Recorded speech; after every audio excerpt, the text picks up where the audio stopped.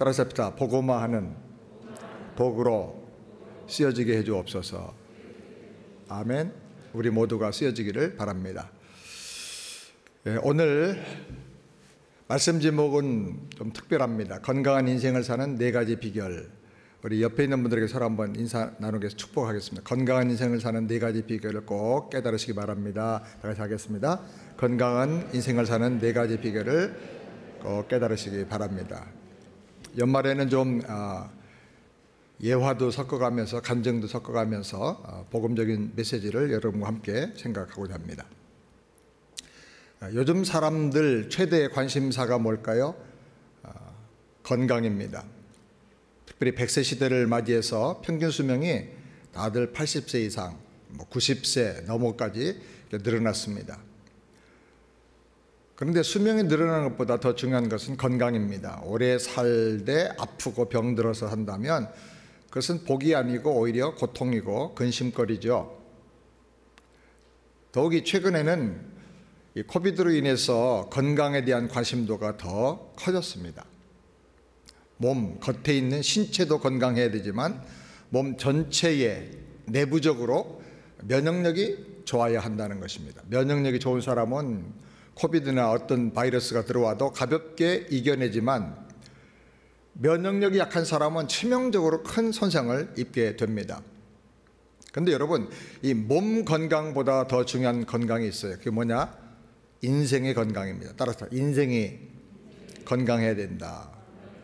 아무리 몸이 건강해도 걱정, 근심이 많고 매일 갈등하고 싸우면서 산다면 어떻게 그 사람을 건강한 사람이다, 건강한 인생을 살고 있는 사람이다 말할 수가 있겠습니까?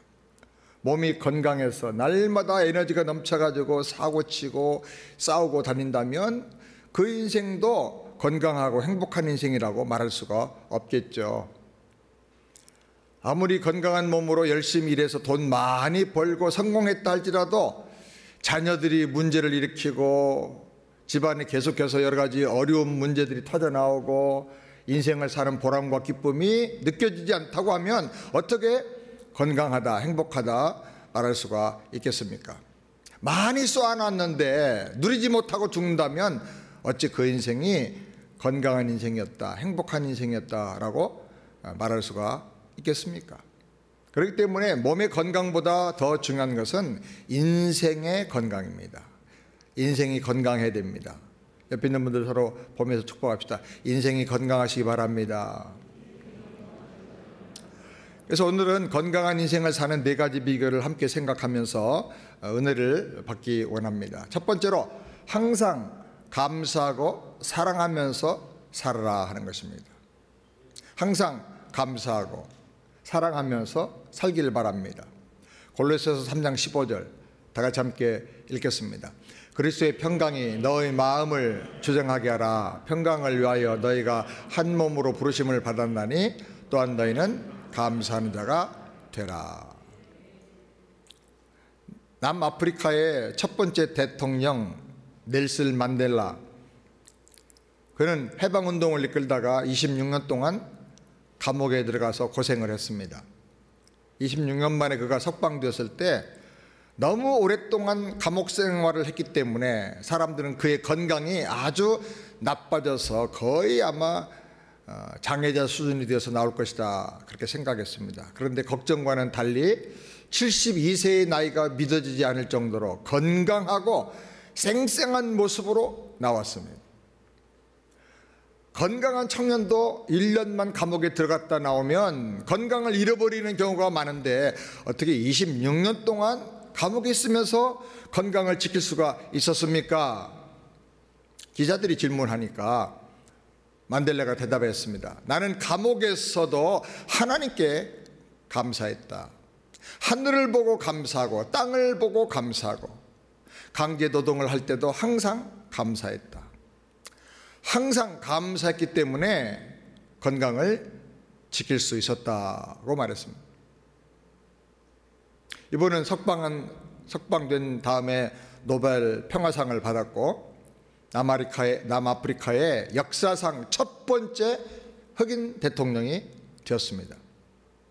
그는 대통령이 된 후에 자기를 감옥에 보내고 핍박하고 고문한 수많은 백인들을 보복하지 않고 용서하며 사랑하며 관용해주는 정책을 썼습니다.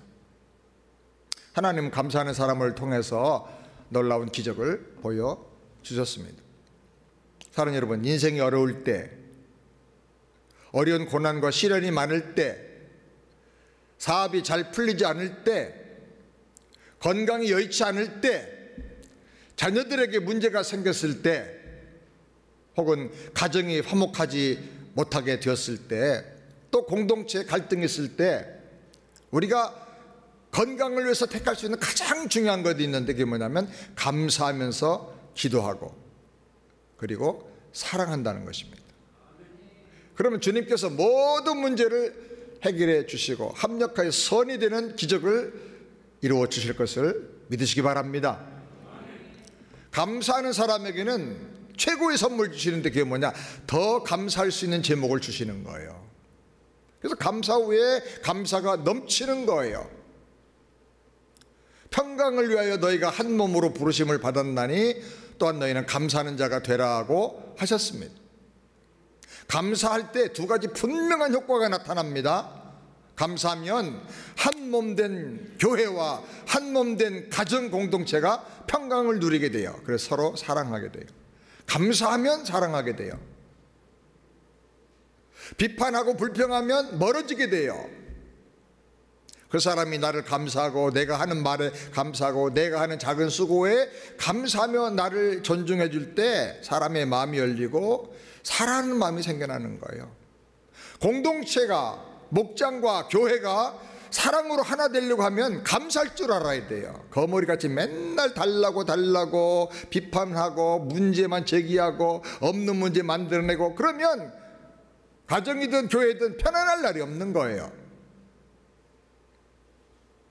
감사하면 한 몸 된 교회가, 가정 공동체가 평강을 누리면서 서로 사랑하게 돼요. 아멘. 감사하면 내가 평강을 누리게 되는 것입니다. 내 안에 감사할 때 평강이 찾아와요. 평강을 누리면 마음속에 모든 쓴뿌리들이 다 녹아지고 그리고 염려, 걱정, 근심, 스트레스가 사라지면서 서로를 귀하게 볼 줄 아는 마음이 열리게 되는 것입니다.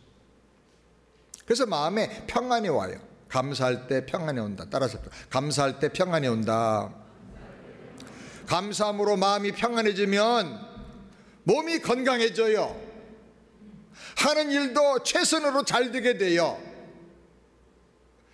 감사하면서 살면 몸의 건강, 대인관계의 건강, 공동체인 가정과 교회의 건강, 하는 모든 범사에 형통함이 나타나게 되는 것입니다.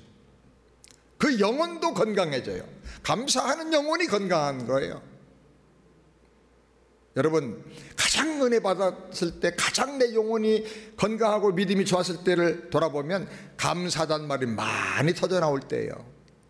감사가 줄어들고 불평이 많이 터져나오고 문제를 많이 지적하고 그럴 때는 내 영혼이 가장 바닥을 치는 순간이에요. 감사하고 사랑하면서 참 평강을 누릴 때 토탈 건강, 종합적인 건강을 누리게 될 줄을 믿습니다. 따라서 합시다. 감사하고 사랑하면서 살자. 아멘. 두 번째로 욕망을 절제하며 거룩하게 살아야 합니다. 데살로니가전서 4장 3절 다 같이 함께 읽겠습니다. 하나님의 뜻은 이것이니 너희의 거룩함이니라. 하나님의 가장 결정적인 뜻의 핵심은 우리의 거룩이다. 거룩하게 하기 위해서 모든 죄 사해 주시고 예수의 피로 깨끗하게 씻어주시고 영원한 하나님의 생명, 예수님의 생명을 우리 안에 주신 거예요. 거룩한 게 능력입니다. 따라서 거룩이 능력이다. 거룩이 건강해요. 음식으로 병을 다스려야 한다고 강조하는 식이요법의 세계적인 대가가 있습니다. 일본의 지오 박사인데 이분은 건강의 조건들을 항목별로 그 중요도에 따라서 점수를 매겨서 이런 요소가 채워지면 아주 그 사람은 100점짜리 건강을 소유할 수 있다라고 말했어요.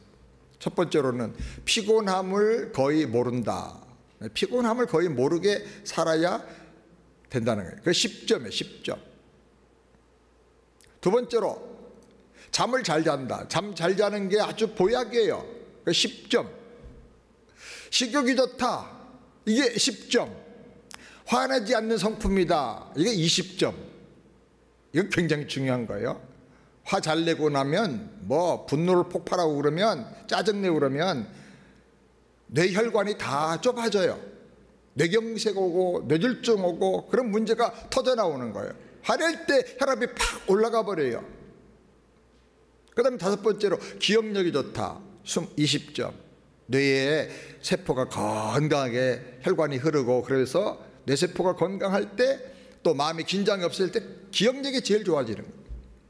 그리고 살아가는 활력을 느낀다. 아, 살고 싶다. 한번 하고 싶다. 예배드리고 싶다. 항상 의욕이 넘쳐. 이게 30점.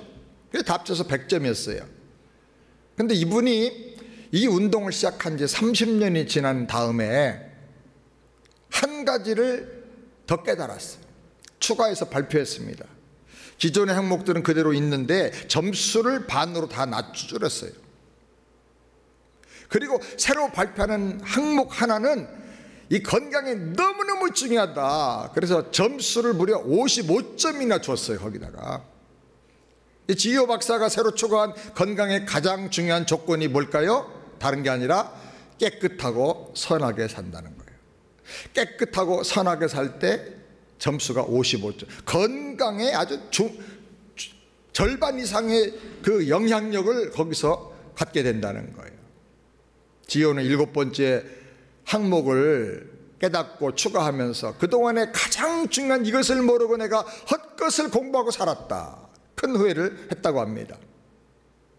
사람이 하나님 말씀을 순종하면서 선하게 살고 거룩하게 살면 모든 좋은 것들로 모든 필요한 것들로 하나님이 채워주시는 것을 믿으시기 바랍니다. 디모데후서 2장 20절부터 21절 다 같이 함께 읽겠습니다. 큰 집에는 금과 은의 그릇이 있을 뿐 아니요 나무와 질그릇도 있어 귀 쓰는 것도 있고 천이 쓰는 것도 있나니 그러므로 누구든지 이런 것에서 자기를 깨끗하게 하면 귀 쓰는 그릇이 되어 거룩하고 주인의 쓰심에 합당하며 모든 선한 일에 예비함이 되리라. 한마디로 말하면 깨끗한 인생이 되고 거룩한 인생이 될 때 하나님이 곳곳에서 정말 귀한 사람으로 그 사람을 인정받게 하시고 쓰여지게 하신다는 거예요. 우리 모두가 거룩하고 깨끗한 믿음과 선한 양심을 가지고 주님이 주시는 영생을 누리면서 순종하고 헌신하여 귀하게 쓰여지고 건강하게 쓰여지고 모든 하는 일에 롱런하면서 정말로 장애가 없는 복된 인생을 살게 되기를 주님의 이름으로 축원합니다. 따라서 합시다. 거룩한 것이 능력이다. 아멘. 세 번째로 항상 하나님 말씀을 기쁘게 먹으면서 살아야 됩니다. 잠언 24장 13절 말씀 다 같이 함께 읽겠습니다. 내 아들아 꿀을 먹으라 이것이 좋으니라 송이꿀을 먹으라 이것이 내 입에 다니라. 꿀은 단맛을 통해서 사람에게 행복을 주고 피로가 다 풀어지게 만들어주고 활력과 건강을 줍니다. 사람들은 이 꿀을 얻기 위해서 조사해 보면 3,500년 전부터 벌을 기르기 시작했다고 합니다. 그런데 꿀을 얻는 일이 보통 힘든 게 아니에요. 벌 한 마리가 평생 죽을 때까지 모으는 꿀을 다 합치면 0.1g 정도밖에 되질 않는데요. 꿀 1g을 얻으려고 하면 수천 마리 만 마리 벌들이 4만 5천여 꽃송이를 찾아다니면서 꿀을 모아야 된다는 거야. 여러분 꿀 한 스푼 먹는 게 이게 보통이 아닌 거예요. 그 꽃을 찾기 위해서는 벌이 9만 킬로미터를 날아가야 한다는 거예요. 꿀벌은 아무 꽃에서나 꿀을 모아오질 않습니다. 본능적으로 비료나 오염된 꽃은 피하고 독성이 없는 땅에서 자라난 꽃의 꿀만을 채집한다고 합니다. 벌들이 이렇게 공들여서 채집해오는 꿀이기 때문에 진짜 좋은 꿀에는 수많은 영양소가 다 들어있다 그래요. 꿀에 가장 많은 것은 피로회복에 좋은 양질의 포도당과 과당이고, 그런데 이것은 설탕과 달라서 체내에 들어가면 칼슘을 소모시키지 않으면서 장내 유익균을 계속 번성하게 만들어준대. 그래서 우리 안에 장이 튼튼해지는 거예요. 면역력이 좋아지는 거예요. 또한 단백질이나 비타민 C, 다양한 미네랄과 아미노산이 있고 심지어 효소까지 풍부하게 들어있어서 식품 중에 가장 완전한 식품이라 그렇게 말합니다. 이렇게 맛이 있을 뿐 아니라 영양학적으로도 몸에 좋은 꿀이기 때문에 사람들은 옛날부터 꿀을 귀하게 취급하고 약이라고 생각을 해요. 근데 성경은 말합니다. 시편 19편 9절부터 다 같이 함께 읽겠습니다.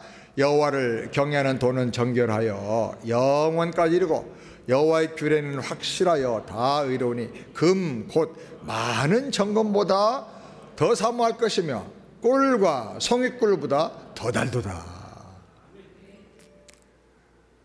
좋은 꿀을 하루에 한 수저씩 먹으면 아주 건강에 참 도움이 된다 그래요. 물론 당 있는 사람은 좀 조심해야 되겠지만은, 그런데 하나님의 말씀은 송이꿀보다 더 달다 그랬어요. 송이꿀보다 더 달고 우리에게 유익하다 그랬어요. 우리 몸에 양약이 된다 그랬어요. 꿀이 그냥 달기만 하는 게 아니라 몸에 좋은 영양소가 가득 들어있는 것처럼 하나님 말씀은 꿀과 송이꿀보다 더 달아요. 그래서 말씀을 먹다 보면요, 어느 때가 되면 말씀에 취해버려요. 너무너무 재미나는 거예요. 그때가 제일 행복한 거예요. 모든 걱정 의심이 사라지고 믿음과 소망으로 가득 차게 되고 주님을 사랑하는 마음으로 가득 충만해지게 되는 거예요. 아멘. 그래서 사람이 행복해져요. 그리고 그 말씀을 순종하고 살면 거룩해집니다. 말씀을 적용할 때 기적이 나타납니다. 변화가 나타납니다. 하나님 믿는 믿음의 능력이 나타나고 권세가 나타납니다. 말씀 그대로 이루어지는 거예요. 그래서 하나님을 더 사랑하게 되고 하나님을 경외하게 되고 인생이 육의 차원에서 영의 차원으로 완전히 체질이 바꿔지게 되는 거예요. 그래서 하나님 말씀은 정금보다 더 사모해야 된다. 돈 벌러 나가서 열심히 돈 버는 것보다 하나님 말씀 다 열심히 묵상하는 것이 더 중요하다. 인생 사는 힘이 여기서 나오기 때문에 사람이 건강을 잃어버리면 입맛이 떨어져. 입맛이 없으면 밥맛이라도 있어야 되는데 밥맛도 없어. 그럼 병원 가봐야 돼, 빨리. 문제가 있는 거예요. 믿음이 건강하고 인생이 건강하면 하나님 말씀이 맛있어요. 설교 들을 때 말씀이 쏙쏙 빨려 들어와요. 성경을 읽고 싶어요. 읽을 때마다 깨달아지고 은혜를 받아요. 그렇게 되길 주의 이름으로 축원합니다. 네 번째로 영생 얻고 천국을 대망하는 복음신앙으로 살아라 하는 것입니다. 따라서 합시다. 영생을 얻고 천국을 대망하는 복음신앙으로 살자. 무슨 신앙으로요? 복음신앙으로 살아요. 복음신앙. 전도서 1장 2절부터 4절 다 같이 함께 읽겠습니다. 전도자가 하루되 헛되고 헛되니 모든 것이 헛되다. 사람이 아래에서 수고하는 모든 수고가 자기에게 무엇이 유익한고 한 세대는 가고 한 세대는 오되 땅은 영원히 있도다. 우리 다 알지만 며칠 전에 전두환 전 대통령이 세상을 떠났습니다. 온라인으로 제가 처음 검색해 봤어요. 전두환이라는 이름을 쳐서 검색해 보니까 이분은 1931년 1월에 경남 합천에서 태어났습니다. 6.25 전쟁이 일어나자 자진해서 국군으로 입대해서 전쟁에 참전했습니다. 1976년에는 차지철 경호실장의 추천으로 대통령 경호실의 작전 차장보가 되고 보안 차장보로 발탁이 되었습니다. 하나회 군대 부대의 하나회의 실권을 장악하게 되고 육군본부 보안사령관으로 발탁되었습니다. 10월 26일 일어난 사태 이후에 합동수사본부장으로 박정희 저격 사건을 수사하게 됩니다. 1979년 12월 12일 12 사태라고 하죠.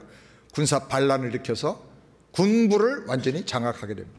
1980년 5월 17일 전국 비상기업령을 발동하고 5월 18일에는 광주 민주화운동의 진압을 주도하고 국부위를 조직해서 모든 정치적인 실권을 다 장악하게 됩니다. 1980년 9월에 장충체육관에서 간접 선거를 통해 가지고 11대 대통령에 선출되고 취임합니다. 1981년 3월 달에 선거인단위에서 또 간접 선거를 통해서 12대 대통령으로 또 취임을 했어요. 11대, 12대 두 번이나 대통령을 한 다음에 퇴임을 합니다. 퇴임한 후 7년 뒤에 고발 고소되어 가지고 1심에서 재판을 받았는데 내란죄와 반란 수괴 혐의로 1심에서 사형을 선고받습니다. 항소해 가지고 다시 재판을 받았는데 무기징역을 선고받았습니다. 가장 절친 70년 친구죠. 노태우에게 정권을 물려줬지만 오공 청산 과정에서 1988년 11월 23일 날 백담사로 2년 동안 현대판 유배를 떠나게 됩니다. 그러다가 1999년 김대중 전 대통령에 의해서 사면되고 복권이 되었습니다. 그 외에도 또 재판을 받아서 뇌물수수죄로 추징금 2,200억을 선고받고 많은 고생을 하게 됩니다. 2021년 혈액암 다발성 골수증으로 건강이 악화되었습니다. 그러다가 친구 노태우 전 대통령이 89세로 서거하자 그 소식을 듣고 충격을 받고 28일 뒤에 2021년 11월 23일 화장실에서 쓰러져서 의식을 잃고 90세의 일기로 서거했다고 합니다. 근데 참 아이러니한 것은 이 날이 바로 정확하게 백담사로 유배에 들어간 33년째 되는 날이라고, 정확한 그날에 세상을 떠나고 말았습니다. 그는 어떻게 보면 풍운하 같은 사람이에요. 풍운하는 말은 좋은 때를 타고 활동해서 세상에 두각을 나타내고 화제거리가 되는 사람인데 풍운하처럼 살았어요. 그래서 대통령을 2번이나 했어요. 그런데 2번이나 대통령을 했지만 말년은 너무나 비참하고 쓸쓸하고 고통스러웠어요. 마음대로 외출도 못하고 골프를 쳐도 국민들의 원성과 손가락질을 받았어요. 소문처럼 수많은 돈을 혹시 숨겼다 한들 무슨 의미가 있겠는가. 전도서 말씀이 정말 가슴에 사무쳐 와요. 전도자가 가로되 헛되고 헛되며 헛되고 헛되니 모든 것이 헛되도다. 사람이 해 아래에서 수고하는 모든 수고가 자기에게 무엇이 유익한고 한 세대는 가고 한 세대는 오되 땅은 영원히 있도다. 여기 헛되다는 말이 5번 나와. 이 한 구절에 정말 모든 것이 다 헛돼요. 얼마 전에 배우였던 박상아 씨가 남편 전재용 전두환 대통령의 큰아들이죠. 함께 극동방송에 출연해서 고백을 했습니다. 처음에는 남편이 신학 공부하겠다고 그래서 절대로 반대했다. 누가 봐도 죄인인 저희 같은 사람들이 하나님을 믿는 것도 숨기고 싶었는데 복음전도 사역까지 한다는 것은 하나님의 영광을 너무나 크게 가리는 것 같았다. 그게 내가 남편 신학 공부를 반대하는 가장 큰 이유였다. 집에 남편이 들어오자마자 굉장히 싸우고 절대로 안 된다고 했다. 그런데 하나님의 생각은 우리 생각과 다른 것 같다. 그렇게 말했습니다. 전재용 씨가 이어서 말하기를 신학대학에 가기로 결심을 했는데 가기 전에 먼저 부모님께 말씀드려야 할 것 같았어. 아버지는 치매라서 양치질한 것을 기억 못하는 상태였다는 거예요. 그런데 부모님께 말씀드렸더니 기뻐하더라는 거예요. 아버지가 말하기를 내가 목사님이 되면 나는 내가 섬기는 그 교회에 출석하겠다라고 대답을 했다는 것입니다. 그 말을 듣는 순간에 정말 꼭 목사가 돼야 되겠다, 그리고 결심을 했다고 털어놓았습니다. 여기서 한 가지 질문을 던지게 돼요. 왜 대통령을 2번이나 했던 전두환 씨가 아들이 다른 모든 것 다 제쳐놓고 목사가 되어서 복음 전하는 인생을 살겠다고 말할 때 기뻐했을까? 그리고 너가 목사 되어서 섬기는 그 교회에 꼭 나가서 출석하겠다라는 말을 왜 했을까?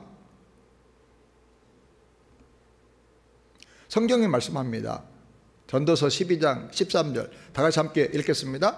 이래 결국을 다 들었으니 하나님을 경외하고 그 명령을 지킬지어다. 이것이 사람의 본분이니라. 세상 만사 모든 일을 자세히 살펴보면 깨닫게 되는 것이 있다는 거예요. 모든 사람의 수고가 바람을 잡는 것처럼 헛되다는 거예요. 불어오는 바람을 내가 손으로 잡으려고 잡았다 생각했는데 보면 아무것도 없다는 거예요. 무엇이 행복인가? 무엇이 영원한 기쁨인가? 무엇이 내 인생의 영원한 가치가 되는가? 그걸 생각해 보라는 거예요. 그래서 결론은 하나님을 경외하면서 사는 것이 사람의 마땅해야 될 본분이다. 아멘입니까?